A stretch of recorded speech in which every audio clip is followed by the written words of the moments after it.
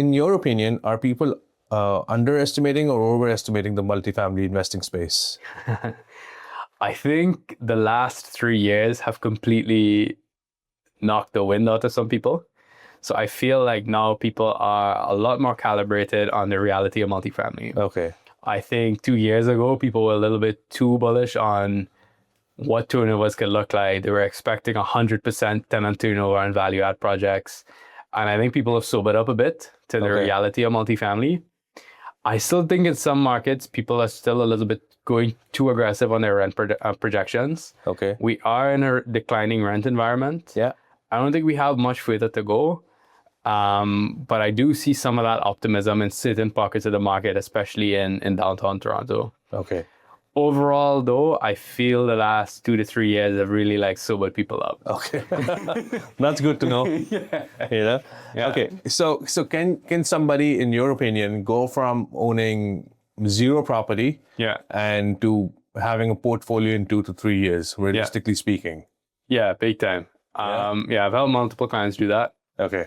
I think, though, in order to... What's the formula? What's the secret? It's got to be value add. Okay. So typically what I've seen clients do is start with, the duplex, triplex, fourplex type thing. Mm-hmm.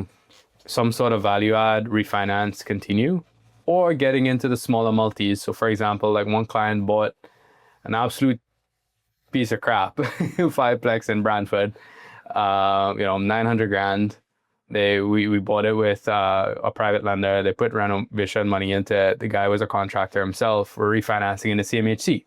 He's pulling quite a bit of money out. He's going to recycle into the next. So I think if you want to scale a portfolio quickly, value add has to be the way to go, because that's the only way to access your equity a lot quicker. Okay.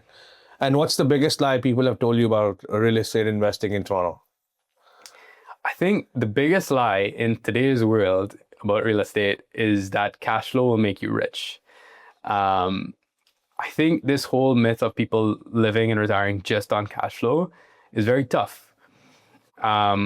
With the way prices have gone, especially in Toronto, I mean, $500 a month is not going to make you rich. And as soon as you lose one roof, anything you've made just goes into capital expenditures. I heard on the Bigger Pockets podcast one time, which really stuck with me, that, your cash flow is really your right to retain the property. Mm-hmm. So you want to be cash flow positive to kind of make this a self-sufficient asset for the long term. But, I think a lot of people, especially during the COVID days, low interest rate days, they thought, okay, I have this many rentals, I can just quit my job. Mm-hmm. I think you need a lot of property to fully replace an active income. Mm-hmm. And I think it's one portion of an investment portfolio, but not necessarily the whole thing. So I think that's the biggest lie.